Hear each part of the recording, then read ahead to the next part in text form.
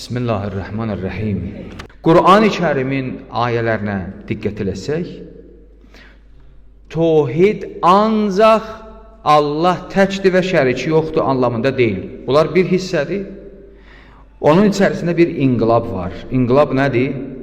Tohid, yəni azadlıq. Nədən azad olursan tohiddə? Allahdan başqa, Allahdan qeyri hər bir varlığın qarşısında bəndəlikdən azad olaraq Allahın bəndəliyinə keçməyə tohid deyirlər. Tohid nədir? Yəni Allah təkdir və mən ancaq və ancaq, yalnız və yalnız ona bəndəyəm. Tohidin içərisindəki əsas bir dənə anlam budur ki, Allahdan qeyri hər nə varsa, istər insan, istər qeyri-insan, fərq eləmir. Allah təkdir deyəsən və Allahdan qeyrisinin bəndəliyini qəbul eləməyəsən. Buna deyirlər tohid. Tohiddə neçə dənə nöqtə var. Mən onları bir-bir sayıram. Birinci budur ki, tohid deyəndə, yəni Allah təkdir və bu aləm, bu kainat Allahın məxluqatıdır. Hər nə bu aləmdə varsa, ancaq və ancaq vahid və əhəd olan Allahın qüdrəti altındadır və Allahın iradəsi ilə bunlar xəlq olublar.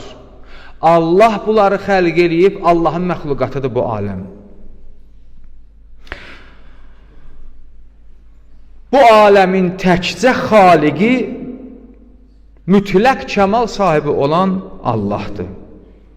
Əgər belə olsa, biz bu əqidədə olsaq ki, bu aləmin yaradanı, yeganə, vahid Allahdır, əqlimiz hökm verir. Nə hökm verir?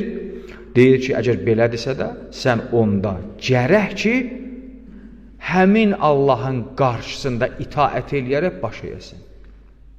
Bu Allahdan qeyrisinin qarşısında gərək baş əyməyəsin.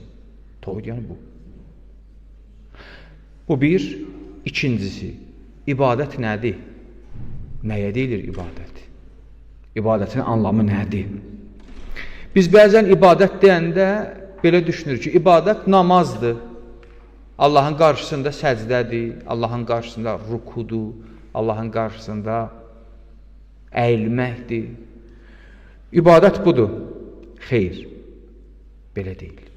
İbadət ancaq namaz, oruc, səcdə, rukudan ibarət deyil. Xeyr. Onlar ibadətin bir hissəsidir. Amma ibadətin bütövünü bunlar təşkil eləmir. Əgər bir şəxs başqa Allahdan qeyrisinin əmrinin arxasında dura, Allahdan qeyrisindən əmr gözləyə və o əmrə itaət eləyə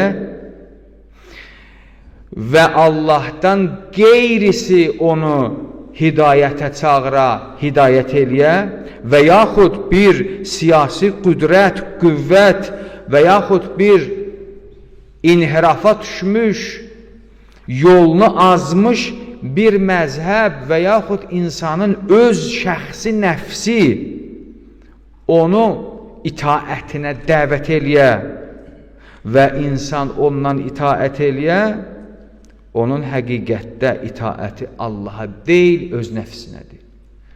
İnsan öz nəfsinə itaət eləsə, tohiddən çıxır da bilirsiniz.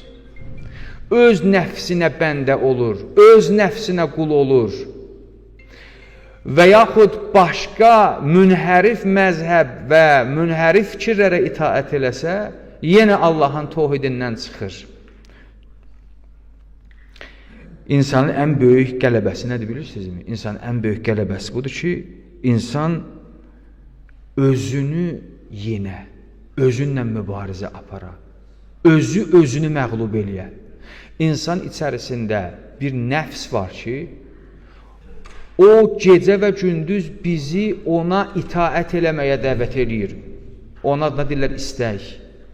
Əgər bir insan Allah Taalaya baş əyirsə, Allahın tohidini, təhliyini, birliyini qəbul edibsə, onun kənarında ikinci bir varlığa da itaət edirsə, onda həmin insan müşrikdir. Bəs vəhabilərin dediyi şirk deyil ancaq. Onlar başqa prizmadan yanaşırlar. Ya Əli, ya Muhammed, ya Fatimə, aya bunlar şirkdir. Yox, bəzən insan elə öz nəfsinə də ibadəti eləsə. Olar ki, başqa məsələ, onların açıqlaması var. İnsan bəzən tohiddə ola, səcdə eləyə öz nəfsinə əsir olub, öz nəfsinə itaət eləyir, mənniyi onu gecə-gündüz sürükləyir özünə tərəf, bəs o tohiddə deyil. O həqiqətdə öz nəfsinin bəndəsi və əsiridir. Öz nəfsinə əsir düşmək insanı tohiddən yayındırır. Bu məsələdə gərək insan diqqət eləyə. Hər kəs başqasının sözünə qulaq asarsa, o söz insanı Allahdan çəkindirərsə və şeytani söz olarsa, həqiqətdə insan həmin sözü deyənə əsir və itaətçidir və ona bəndədir. Bir məsələ bu. Üçüncü məsələ budur ki, tohid deyəndə nə başa düşməliyik? Tohid deyəndə bunu başa düşməliyik ki, gərək ki, insan tohiddə olduqda təbəqələri nəfi eləyə. Təbəqələrdən insan özünü amanda sax. Təbəqə nədir? Yəni, tohidin nəticəsi budur ki, insanda ədalət və bərabərlik yaradır. Tohiddə olan insan da özünü başqasından üstün tutmamalıdır. Zalimlər o zaman tüğyan eləyir ki, özünü başqasından üstün tutur. Deyir, mənim qüvvəm sizdən çoxdur, mənim qüdrətim sizdən çoxdur, mənim zəkam sizdən çoxdur, mənim ağlım sizdən çoxdur, mənim düşüncəm sizdən çoxdur. Gərək ki, siz mənə itaət eləyəsiniz. Tohid əhli belə deyil. Tohid gəlir bizdə balanslaşdırır, normallaşdırır. Deyir ki, ədalət olmalıdır, bərabərlik olmalıdır. Heç kəsdən üstün deyil. Allah Teala Quranda Kərimdə nə buyurur? Deyir, üstünlük ancaq və ancaq nədədir? Təqvada. Ancaq təqvadadır. Bir kəs digərindən üstündürsə də, nə onun irqi, nə onun milləti, nə onun qüvvəsi, nə onun dünyəvi cəlalı onu üstün eləyə bilməz. Yeganə üstünlük təqvadadır. Hər kəsin təqvası qəlbində daha çox olsa, əməlində özünü daha çox təzahür eləsə, Allah qatında ən üstün şəxs odur. Ona deyirlər təqva əhli. Bəs demək tohiddə məna budur ki, Allahın bəndəsi olan şəxs gərək heç bir üstünlüyün altına keçməyə. O üstünlük ki, insanda qürur və zülm yaradır. Bəzi üstünlüklər insanda zülm yaradır. Olmaz. Tohid cəmiyyətində bunlar yasaqdır. Və sonuncu sözüm budur. Buna da diqqət edin, mən nəticə almaq istəyirəm. Sonuncu sözüm budur ki, tohid həqiqətdə Allah və tağutun arasında sərhəddi müəyyənləşdirir. Allah və tağut arasında sərhəddi müəyyənləşdirir. Ya gərək Allaha ibadət eləyəsən, tək olan Allahın qarşısında baş əyəsən, əgər bundan çıxdınsa da sən olursan tağuta bəndə, zalimə bəndə, imperializmə bəndə və qul və əsir olursan. Bizim bir dənə zikrimiz var ki, bu zikr məruf zikirdir. La ilahə illallah. Düzdürmü? Bu zikrə bir dənə diqqət yetirin. Bu zikr iki hissədən ibarətdir. Deyir, la ilahə. Sonra deyir, illallah. Diqqət eləyibsizmi ki, demir, la Allah illallah. Belə bir söz demir. Əvvəl deyir, la ilahə. Bu bir hissə. Bu əvvəldə nəfi var, inkar var. Nəyi inkar eləyir? Deyir, la ilahə. İlah yoxdur. La ilahə, heç bir ilah yoxdur. İkinci hissədə gəlir, nədir? İsbat eləyir, illallah. Allahdan başqa. Əvvəl bütləri inkar eləyir, tağutu inkar eləyir, zülmü inkar eləyir, sonra gəlir, deyir, illallah. Demir la Allah illallah. Deyir la ilahə. İlah buddur. Allahdan qeyrisinə bəndə olmağı inkar eləyir. Deyir Allahdan qeyrisinə bəndəlikdən çıxmalısan, sonra tohidə gəlməlisən. Maraqlı budur, biz bəzən tohidə gəlirik, amma Allahdan qeyrisinə də elə ibadətdə qalırıq. Allahdan qeyrisinə ibadət nədir? Zülmün qarşısında səzdəyə getmək, zalimin qarşısında heç müqavimət göstərmədən baş əymək, ləbbeyk demək. Bu əsirdir, bu tohid deyil. Bu həqiqi müvəhhid deyil, həqiqi müvəhhid, həqiqi tohidci, həqiqi tək Allahda olan şəxs. O şəxsdir ki, əvvəl içərisində nəfi eləyə, o pislikləri ləğv eləyə, la ilahə, yoxdur bir tağut. Qəlbimdə heç bir tağut yoxdur. Heç bir müstəkbir yoxdur, heç bir zalim yoxdur.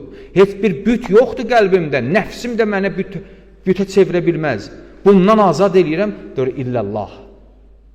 Heç bir ilah yoxdur Allahdan başqa. İlahi, mən bugün özümə, daxilimə nəzər salıram.